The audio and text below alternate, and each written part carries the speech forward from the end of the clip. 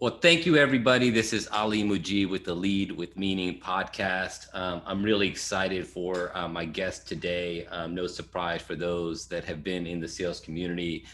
If you're in sales, you probably know James. Say what sales, Buckley. James, how you doing today, bud? Fantastic, Ali. Thanks for having me on the show. This is a meaningful one, and these are the ones I tend to gravitate towards. So I'm Yeah. super excited to be here. Yeah, man.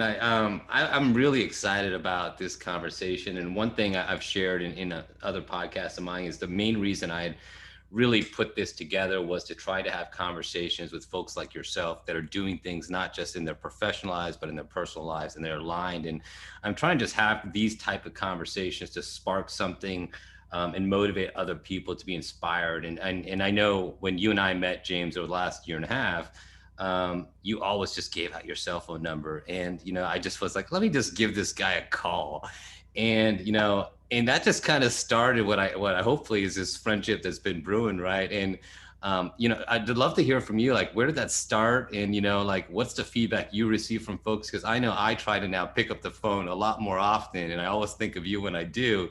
And it's not the heavy sales phone I'm talking about. It's checking in with people, sending some love. So yeah, I'd love to hear, James, how did that start? And any feedback? Yeah. So first of all, I think that all started with random phone calls and text messages, probably circa like mid 2015 into 2016, before Say What Sales was what it is now. It was James Buckley. It was just me, right? I didn't have like a personal brand or any of that, but people liked the content and the tips and the like lessons that I was putting out, and they would all connect with me. Well, if I had access to their phone numbers, I was calling them or texting them, and I was literally just saying, "What's up? I'm reaching out today just to send some positive vibes your way." Like that was it. That was the whole message. When they answered the phone, I would say that before I said my name or the company I was with, Cirrus at the time. And I was just saying, "What up? How you doing? Thanks for the connection. I'm reaching out literally just to put some positive vibes in your brain today." And I was floored at how many people were like so willing to have a real conversation with me, not just about what I did, Yeah. but about who I was and why I did these things and what I got out of it. And then they would tell me like life stories in some cases. Like I was blown away at how many people would just open up, because nobody calls just to put love in your heart, right? Yeah. Like that never happens. There's always a want, an ask, a need. So this concept of like just positive vibes, like texting, calling, positive vibes delivery, like that whole concept was kind of what like sparked what later became Say What Sales. And that's always been like cornerstone for me. I start every day with 2 or 3 messages to new connections that just are positive vibes.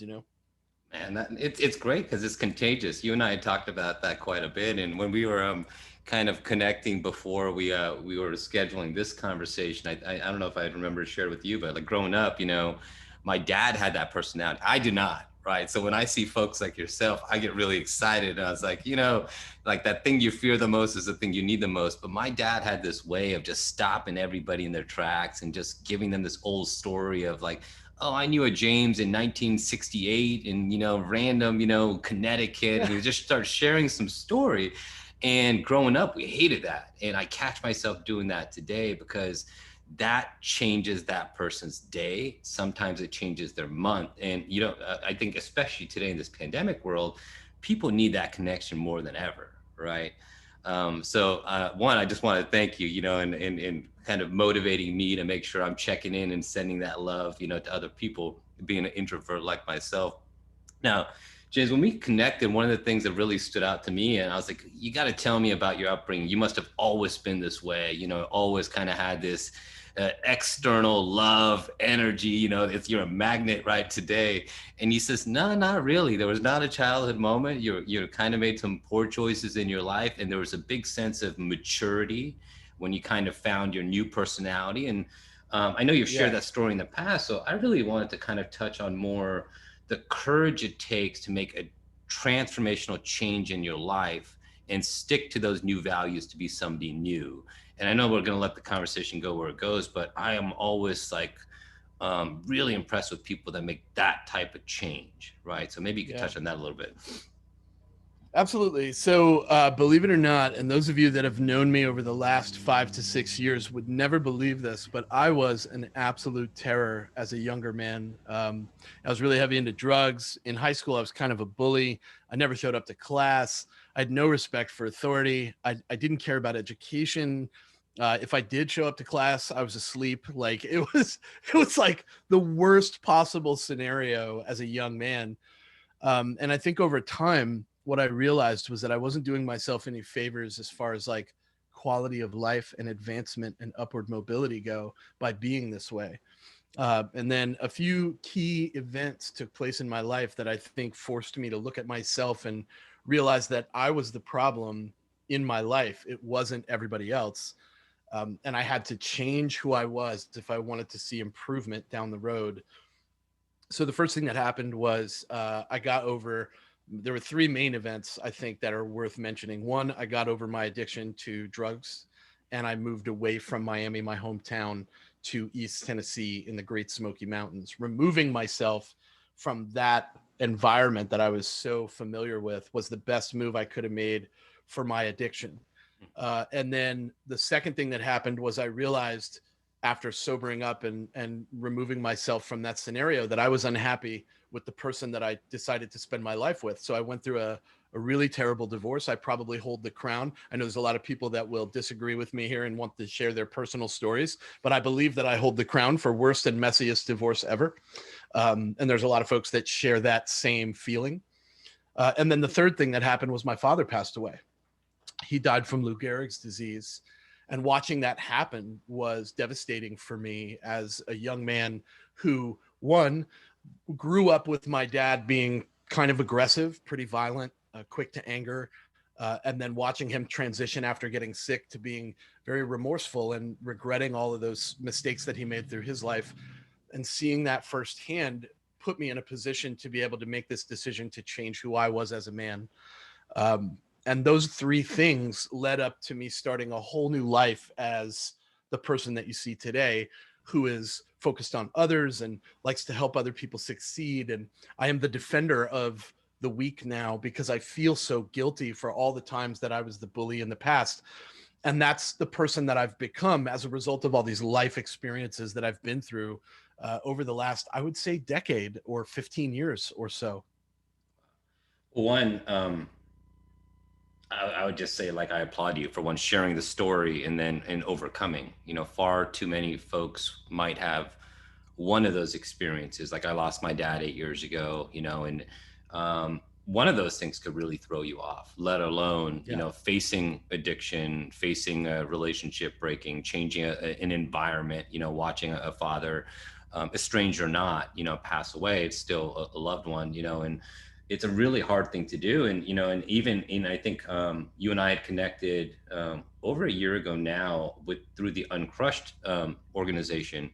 And that was one of the things that encouraged me, and kind of where I read a little bit of your background in Miami and your story. And I said, hey, I think more people need to talk about things that aren't being discussed in the professional space. And that was one of the things that really motivated me to have start having these conversations, because one gap I felt at the time was in business, in marketing, in kind of a dying hustle porn environment. People are still people, and we're not talking about things like addiction, like burnout, like how to face challenging situations and still bring your best foot forward, right? um, when you went through that process, how do you look at Be not just, challenging for professionals. I'm sorry, say it again, James. Well, I'm sorry. I think we have a little bit of a delay. Yeah, I think we're back now. I just think we have a little bit of a delay. Sorry.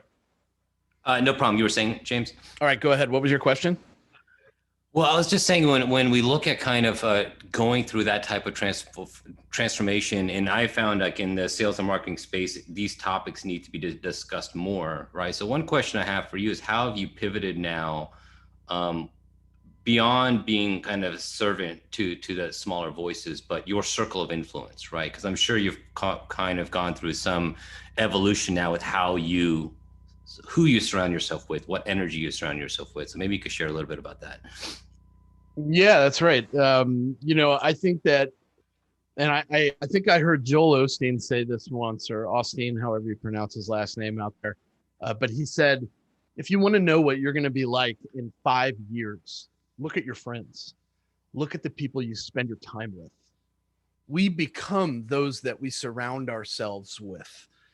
So I talk a lot in trainings and I talk a lot on podcasts about this fence that I ride. And I think you and I have talked about it too. And I think one of the best mind frames I developed over the years was that I sit on this fence, and that fence has two groups of people on either side of it. On one side, there are all these people that want to be where I am now, and they are where I was. And I'm always reaching down to help them get on my fence. And then on the other side of the fence, there are all these people who are where I want to be.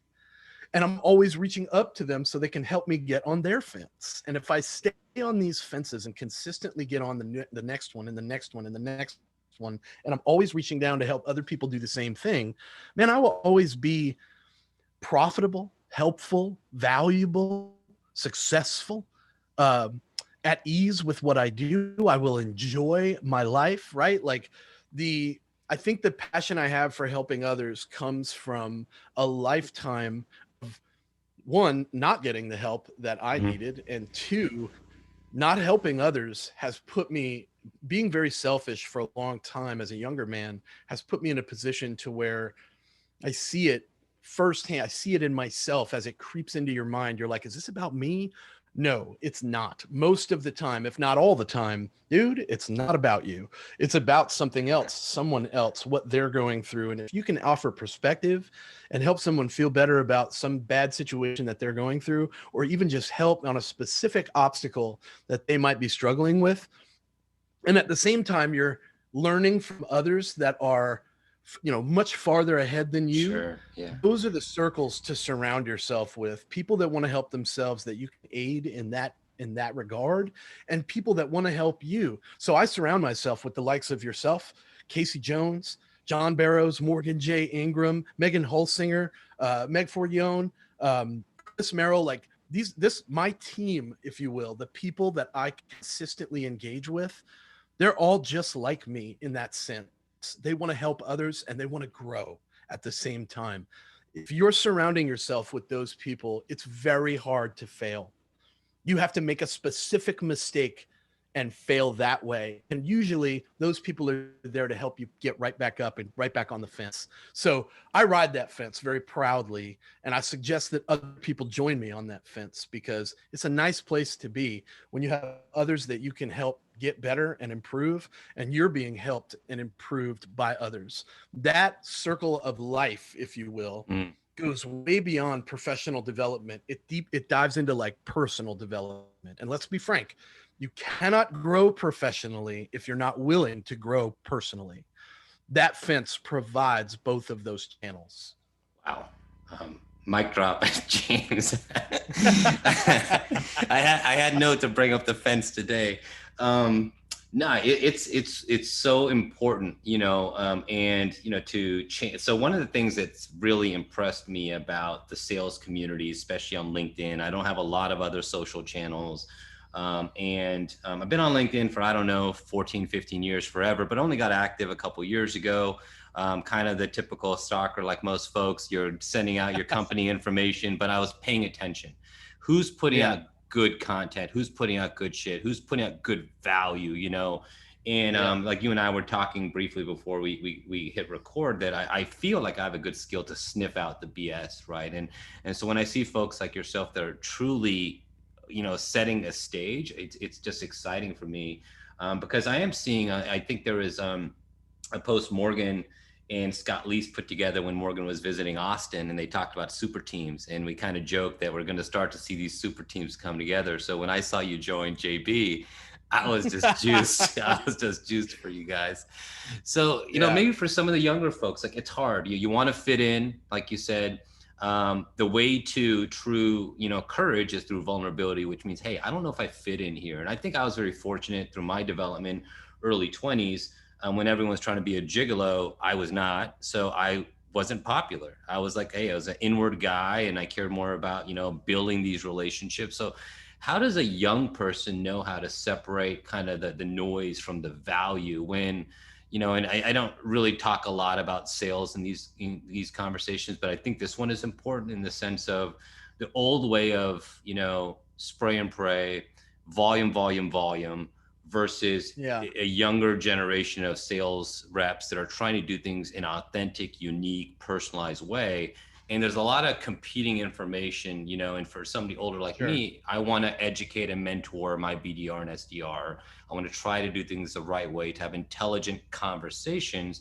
But there's this That's right. battle of the old and the new. And I heard you talking, I think it was with selling from the heart. You and Morgan jumped on a call with Larry Levine, and you're talking about the poor sales reps are going to be washed away. Maybe you could touch on that a little bit, James. Yeah. So, and we talk about this in the training too. We talk about the death of the average Mm, salesman. And Larry agrees that authenticity is a big part of what makes successful sales reps successful. We can't be something we're not, or try to be somebody else in all of our processes, if you will, when it comes to sales. That conversation with Morgan and Larry was impromptu. I was on a call with Morgan, and Larry and I had a scheduled call, and he jumped in a few minutes early. And I was going to let Morgan go. And then Larry was like, "Oh, leave him on." And I was like, "Yeah, gentlemen, I'm just going to keep the recording rolling. Let's just publish this. This is going to be a great conversation." it was. I really enjoyed it. It was good, right? Larry and I go back a long way, and Morgan and I go back a long way. Like the three of us together is pretty good conversations typically. But it's interesting when you talk about authenticity, because when you are authentic, when you are real, when you are being vulnerable in the space that you're putting your content out, so to speak, there is less engagement sometimes. There's more engagement occasionally in the, and I don't want to use the word fake, but in the typical rehearsed, very, pitchy kind of content. Even the gimmicky sort of stuff. Like there's a lot of engagement in that stuff, and I think we get discouraged about being our authentic selves because the engagement is so low. And as I said earlier in our conversation before you hit the record button, I believe that less engagement that you see is indicative of how few real individuals are actually out there creating this content, doing these things, helping others. I'd rather have less people engage that are authentic than have millions of people engage that are spam accounts and bots and leaving thoughtless commentary. John will often say, like, it's great to leave comments on my post, but when that comment is great post 700 times, I don't care about that comment anymore, right? Like, it's not beneficial to have those types of comments out there just for the sake of, like, oh, I want my image, my profile to be attached to this very viral post. And that's what a lot of folks, I think, tend to do. But I encourage people to be authentic and really appreciate the folks that engage with that post. You can still do all the other types of content. You can Yeah. still do the highly produced, very like gimmicky and catchy and behold the power of OxyClean kind of content if you want. That's acceptable in our world. But there's a whole other side of you, the human side. Yeah. That's the side that I think people tend to not gravitate towards as much, but the ones that do, those are really meaningful relationships. That's how you and I connected. Yep. That's how we got started. You engaged with my content. You knew we had a mutual friend in Morgan. You dialed my phone number. We had an incredible conversation. And here we are today, a year and a half later, on this great show talking about real shit, man. Like, this is the way of the world today that we don't appreciate anymore because we've been so blinded by hyper growth and ads and big marketing spend, and all that stuff is great, but this right here that we're doing right now is so much more meaningful from a relationship perspective. And you have to have both. All the growth and advancement in the world means nothing if you have nobody to share it with. Nah, man. That's why this past year, as we talk about 2020, I think it shed a lot of light for a lot of people, you know, and you're touching on that for me quite a bit because um, these type of relationships, these type of conversations, right? Like the ability to pick up a phone and ask somebody for help, have a real conversation. It's something that a lot of people I think are still afraid of, you know, like how do you break that kind of that barrier? Um, I've heard you talk quite a bit, James, on kind of the commitment to your mastery. You know, and I know you have a big push on kind of your focus on a social presence and a social brand. You know, and with the JB Gru, you guys all kind of have your own industry expertise in certain ways. But one thing that's really important to me is just, you know, self mastery and self growth. I often say that, you know, a lot of, you know, and it's not just for sales reps, but a lot of individuals feel like it's the organization's responsibility to own their development. And I know with JB Sales, you guys launched, you know, kind of the Netflix for sales to enable reps, you know, to really invest more in themselves and not be reliant, That's right. you know, on the organization. So I read something with Brendan Bouchard, who had talked about, he's a life coach that says, if you don't have personal development on your own calendar, you can't consider yourself a peak performer. So I ensure that, you know, and I know you and Casey talked about this as well on her show, is investing your time in reading, investing your time in, I know you do a lot of walking outside, being in nature, grounding, things of that nature, you know. So what's the stigma with, you know, sales specifically? Because I know this is an area you focus on, in people investing in themselves in personal development. And then second half of that is not just investing in sales, because as an old fogey Right. like myself, you know, balance and being grounded are very important. So I was talking to my wife Yep. about this last night. I was saying I just got to put in a lot more time right now, and she was concerned with me burning out. I've had a burnout phase. I talked about that on Uncrushed. I said, well, that's why I'll shut off at 6 o'clock and I won't do more work unless there's a big deadline. And I'll put in the time in the weekends because my family time is sacred to me. My morning time is sacred to me. So I know I just gave you a lot, but I want to kind of get your feedback on how you maintain growth and balance, and then, you know, maybe open it up. Yeah. Yeah. No, I disconnect. So I'll let me start with the mornings. I think that's probably the best place to start. A lot of people get up in the morning and it takes them a while to get going. You know, they have a routine, and that routine is, you know, get up, work out maybe, do the breakfast thing, have a couple cups of coffee. It's an hour and a half before they're ready and willing to do the job for the next 8 hours.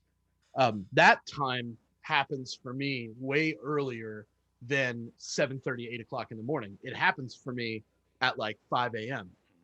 And the reason for that is because I we have a routine that we go through in sales that is consistent for activity. We have to cold call, we have to cold email, we have to follow ups, we have all the tasks, and then there's all the projects that get piled on us as sales professionals that we get handed from management and directors.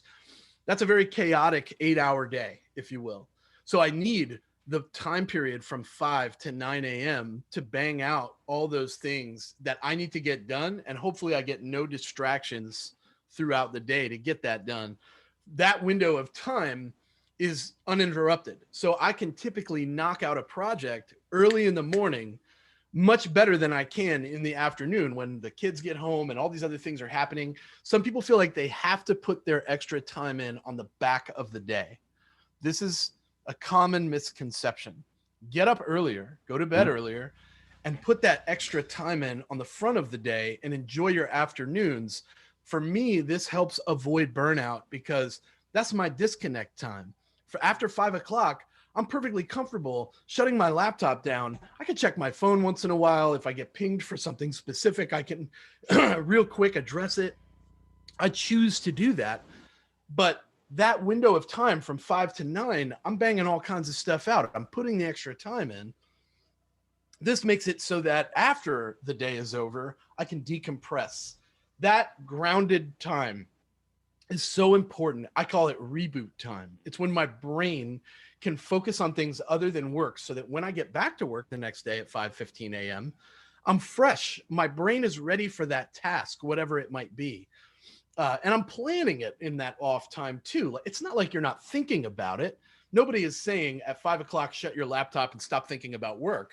What I'm saying is you don't have to perform the act of into the wee hours of the night, the late hours of the night, just to stay successful. You can put that time in on the front of the day and you're just as valuable and just as productive. Now, as far as separation goes, I will often take my Friday and go up to the mountains and sit next to a creek in the Smokies in East Tennessee. I'm 8 minutes away from the Smoky Mountains, right? Like there's no reception up there. Nobody's calling me, right? I sit there and I write, I get ideas out, I do outlines, right? And I think about all the different like initiatives that I want to take. I can create an entire plan in a day. It doesn't mean I come home and I immediately feel like I have to execute on it, but it is great to be able to take that time, not have the Slack message, right? Like every 10 seconds, the emails, right? They come in constantly throughout the day, replies, cold emails, people reaching out, they want to connect, all the spam people. Hi, where are you from? Like all that stuff is happening all day long. And when you take that moment that day to just disappear for a minute up into the mountain and get your thoughts right, know your focus, know what the goals are, devise a plan to hit them, come back, share it with your team, execute on the things that are relevant. That is the flow for me that helps me to realize that, and this is the question, right? We get handed something, ask, or you think of this idea, like this is the question, does this matter? And why? If it doesn't really matter right now and you have no idea why you're doing it, you don't have to do it. Don't do it. Do something else. Find another path to follow on that day for that hour in that window of time. Time management is such an important part of that disconnect, right? Even dinner with my kids is on my calendar. Even doctor's appointments that are happening during the day, like they're all on my calendar so that my time is allocated and I don't feel pressed for it. You're in control of your success. Nobody else is responsible for managing your time, making you a successful professional, getting that upward mobility or that promotion that you're dying for. It's not anybody else's job to give it to you or hand it to you. It's your job to earn it. So yeah, we talk a lot about investing in yourself. We talk a lot about taking steps to improve your situation. Most people don't take those steps. They expect things to just happen, or they expect other people to give something to them, hand them an opportunity. What they don't realize is that you've got to earn it. You have to ask for it. You have to make sure that everyone around you knows that's your goal so they can support that goal with you. There's a lot of nuance that goes into investing in yourself that has nothing to do with work and everything to do with the mindset that you come away with after you're thinking about it for an extended amount of time. And you say, okay, this is the plan. Here's how I'm going to follow it. Who do I need to rope in for support, opinion, perspective? This type of mentality will help you stay on the path and achieve those long-term goals one step at a time. But disconnecting is what keeps you moving forward. It sounds like it is not proactive. It sounds like it's not productive when you say, oh, how am I moving forward if I'm disconnecting? Believe me, moving forward by disconnecting is a thing. You have to get away from it if you want to move forward the next time you step towards it. No, I'm laughing because it's a superpower, right? It really is, and like we talk a lot in kind of outbound sales, A/B tests, constantly trying new things, and my wife and I talk about this all the time. These are different tools you pull out of your toolbox, and in a a outcome driven role, which we are living in, it's very hard to kind of, as you said, disconnect, reset, and say, I got to be plugged in 24/7. But the reality of it is, and I talk about this ad nauseum, I compare outcome driven roles to peak performers, right? We just had the Super Bowl. The Super Bowl just ended, and you look at, okay, everybody had the Chiefs, right? Everybody on the planet had the Chiefs. And we know Tom is a process oriented person. And as a Jets fan, I could hate Tom all day long, but I'll put him in GOAT category today as well. So I love when this shift has gone from outcome to process, and that process. So when we look at peak performers, they invest, I think, 4 to 5% in rest, in recovery, and mindset, right? So how come if that's the standard, like the gold standard for peak performance is our Olympians and our professional athletes, and they're investing so much in disconnecting, rest, and recovery, how come that's not the focus for us in outcome driven roles, right? So, and that's why you and I talked a lot about that is, investing in ourselves and having that process in place, and asking for help. Morgan talked about this when I had him on the show. He says he had reached out to, senior level executives in Atlanta saying, why are you taking this call? Because it's very rare that people just ask for help or confirmation or guidance. They just show up and pitch. What would you advise to some of the younger generation, or even to yourself, on that commitment to growth? My best advice is to slow down. Mm. It's not supposed to happen overnight. I think too many professionals, and I don't even think this is specific to sales. I think this is just young people getting jobs today. They get a job, and they get the job because they need the job. Usually this is a monetary need. They're like, oh my gosh, if I can't pay my rent, I'm going to get evicted. So I need this job. They get the job. Maybe the job meets their minimum requirement for revenue, and they are so happy. Their income needs have been met. They're going to make rent. They're going to be able to survive. Everything is copacetic now. I got the job. Congratulations, me. 6 months later, these same people are like, if I'm not promoted by the end of the year, I'm going to quit. You're right. And you're like, man, I don't understand this. Why is this your mentality? It's the mentality that they have because I think they're so programmed on instant success. They don't, what they see is Gary Vaynerchuk out there with billions of followers and loads of money at his disposal. What they don't see is the Gary V that inherited his mom and dad's wine store and started a Twitter wine tasting, campaign, and ended up boosting that business 20x as a result of using social media, but never reaping the reward from that, just helping his mom and dad be more successful. Yeah. That's the part they don't see. And he didn't take a weekend off for 20 years, right? That he always talks about. Exactly. So, I think that's the part that we tend to lose sight of as young people today. I bucket myself in that because we've all been there. We've all been 24-year-old and, getting a job and then quitting because, we didn't get promoted, or because somebody else is difficult to deal with or whatever. Like, dude, look past all that stuff and start to ask yourself this question instead. Is this somewhere I want to put some roots down? Yeah. Because you can quit in a year and go find somewhere else that you're really passionate about and that you believe in. John will often say, like, if you don't believe in what you're selling, stop selling it. Go sell something else. Or if you don't believe in the value that you can deliver to others, if you're not passionate about it, go do something else. Don't do sales. Do other things that you are passionate about. The same thing is happening in our youth when they're taking these jobs and going for that big promotion, right? 6 months later, they say, I want to quit. And you're like, why? And they're like, I just feel like there's something else out there. Don't you realize that once you find that something else, you're going to start at square one all over again? Yep. And you're going to be super pumped to be there. And 6 months later, you're going to say the same thing. If I'm not promoted, I'm going to quit. You're going to go find something else. That's okay. Until you find that thing that makes the most sense for you to put some roots down and really start to dive into the industry itself and be a part of it.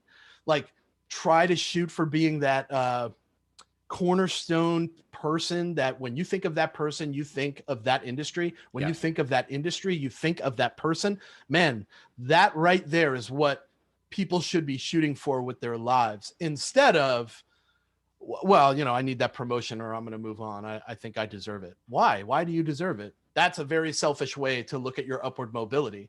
If you think you deserve it, but nobody else does, you probably don't. Hey, it gets into something you and I talked about, James, on kind of that North Star. So, I'm a big reader last year, and again, something I learned from Morgan. Morgan's getting a lot of praise on this this show today.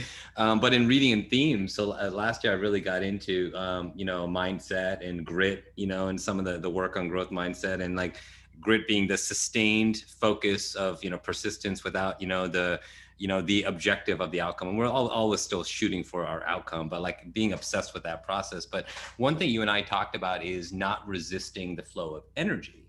So I kind of want to touch on two things. One is you were pushed back into school by your wife Angie, if I recall. Yeah. And so one part of my question is, when you have that support circle that pushes you out of your comfort zone, and we know the only way to get to growth is outside a comfort zone, and one, embracing that challenge by somebody you trust in your inner circle to basically hold you accountable to do something inside you want to do, but you maybe don't want to do, you're afraid to do, you don't want to take that step, kind of shame, vulnerability, all of that stuff. So one, how did you embrace that challenge of getting out of your comfort zone? And then secondly, like you had shared how natural some of those things became, and you realized, when I don't resist the natural flow of energy, how I can really start to snowball and create momentum. So maybe you could touch on those, James.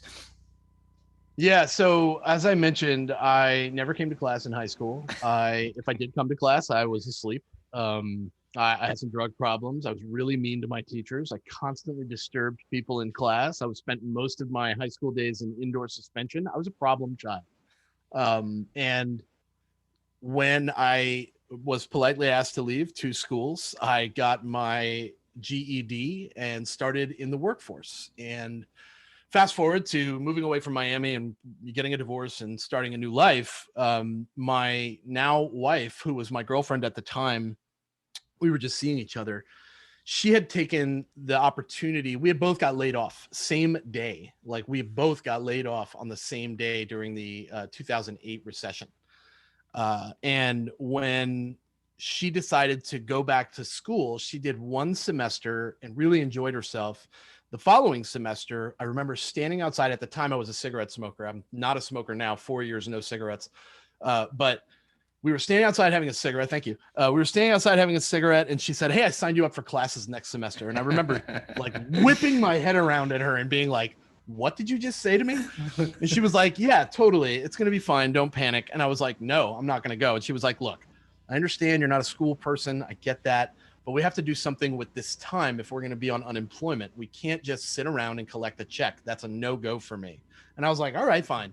You want to go to school? Let's go to school. We're going to do it. I accept your challenge, right? Like, let's make it happen." So I did the one semester, and my goal was, I'm going to get through this semester, and then I'll tell her, this isn't for me. Yeah. Because that's how I imagined it was going to go. Well, let me tell you that it was exactly the opposite.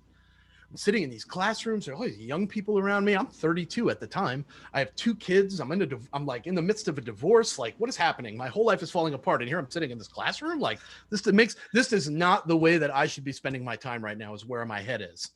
So I'm sitting in these classrooms with these young people, and I'm learning from these instructors, and there's ping pong tables. I'm making new friends. We're all like hanging out at lunch, talking about different interesting stuff. And I fell in love with this process of education in college. Like, taking it upon myself to better myself became the goal. Like, hey, this is actually interesting. Biology, like, I never listened in class, so it was all brand new to me. Like, you know, but here I am as an adult with kids of my own, and I'm thinking to myself, like, this is the way that I become more than what I was in 5 years, right? Like, what will it look like at being one of only two people in my entire circle of friends to walk that and get a degree? Like, that would be the most unexpected thing that anybody would think that I would do. So I'm going to do it, right? Like, that was the way that I challenged myself.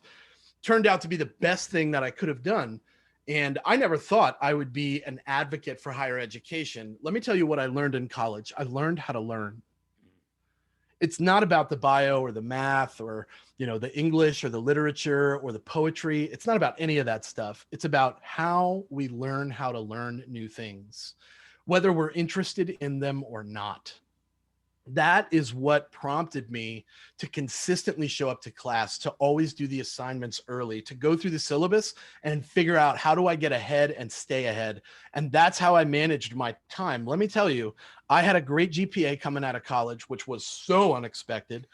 I had job offers galore as I came out of college because I had built such a great network of people that had graduated and started jobs and knew who I was.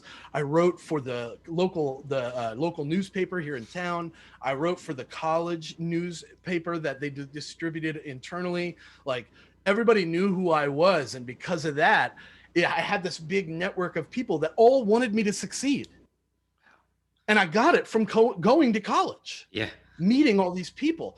We had a very low likelihood of graduating. Non-traditional students do not graduate in droves. Yeah. They typically flail out and they burn out and they disappear because other things are happening. We have kids, we have jobs, we have rent to pay, mortgage payments, like bills. All these things are happening, and they're not typically happening for that 20-year-old college student. Mom and dad are footing the bill still for a lot of that stuff, but we don't have that luxury as parents that have been laid off, that are on unemployment, that are going to school. That's not a thing for us. Mom and dad are not helping. Now, my mom helped a little, but I had to do most of it on myself. There was no reason why I couldn't do this. So I needed to stay the course. And once I got through it, all these doors opened up for me that never were open before. I remember saying to myself, my goal when I get out of college is to get a job where I'm making enough money so that I can take my wife and my kids to dinner without having to check my bank account first to make sure it's okay. I passed that goal many years ago. You still think about that moment? Still my goal today. Yeah. It hasn't changed. I have one similar. So I grew up middle class, and so I had a challenge with money. Like I've set a cap. When you start to make more money than your parents did, right? I had kind of set a cap for myself. So one of the things that is the only thing I'm proud of today, and I'm fortunate and blessed that, I'm making a few bucks, but it's making sure that the fridge is full, right? And the lights are on, and I feel good as a man. One of the things, James, that I like I said, you and I chatted about this a few weeks ago, is like, I love the overcomer story. Like the one that didn't know the gifts that they had within them and they realize it, whether it's a book, real life stories, or, I get emotional when I watch those stories. So when I hear somebody like yourself that's had even though it might have been forced circumstances and moving and, a great wife that you have today to challenge you, you had the courage to change who you were and invest in that education of yourself and understanding what works for you, what doesn't work for you, what those boundaries are. And we still make mistakes, we still make the wrong choices, but it's a matter of facing those scary things, and we talked earlier about kind of the younger generation. There's a lot of science today about kids that are brought up in some level of, we'll call it first world privilege, versus others that did not. And those things like grit are challenging, so even for those that might have grown up in more affluent environments, I would encourage you to go give back or spend time in areas where those don't, right? As you said, the other side of the fence, right? So I know we're running up on time, James, but one thing I always like to ask folks, that come on the show is, when you look back at your younger self, or even, some of the younger folks that you're working with today, what would one piece of advice be to help somebody find their authentic self, and make an impact and influence others, if not themselves? Acceptance and understanding of your limitations and where you can grow has to be the thing I would tell my younger self. I could probably throw some other superfluous stuff out there, like, hey, stop doing drugs, like the obvious stuff, right? Like, that's not good for you. Don't do that. Right. Yeah. Those types of pieces of information would definitely be helpful for my younger self. But I knew who I was then, and I wouldn't have listened. But the acceptance piece of it, like, don't fight it. Like you said about energy, right? There's energies coming from all directions. I had countless energies coming at me saying, you can change, you can be better, you can do it. But I didn't pay any attention to those because I was so hyper focused on this other thing that I thought was more important at the time. Accept all the energies that are coming towards you as a young person, and realize that you don't know anything about other people's lives, and you can learn from their mistakes so that you don't have to learn from your own. I would give myself that advice. That's great, James. James, where can people find you? So I love cold calls. Feel free to call me. My cell is 305-632-6005. I like a good cold call and a good text message. You can also email me at james@jbarrows.com, ows.com. And also, you can find me at JB Sales On Demand, ondemand.jbarrows.com. That is where all of our tips, techniques, webinars, live casts, all of our sales training courses are there. My personal branding course is free right now, so jump Okay. on that. We'll It's grab a a link lot of for fun. that. We'll dump it in the Yeah, comments. there's a ton of so, you can look up Say What Sales on just about any social media Yep. platform. I am impossible to miss. And I know one of the things, James, you had talked about is you were excited about a initiative you had with one of your partners at Pre-Hired. I don't know if you wanted to give a couple seconds on that one as well. Oh yeah, definitely. So we one of our initiatives this year, 2021, is to help all the people get jobs in the SaaS sales space. And we've partnered with a great company called Pre-Hired. What they do is they train you to be a SaaS SDR, a software as a service sales development representative, and you pay nothing up front. Then they place you at a great paying job and you pay for the education later after they get you a job. Phenomenal organization. I want to talk to anyone out there that's ever considered being in sales so that they can be pointed in the SaaS direction.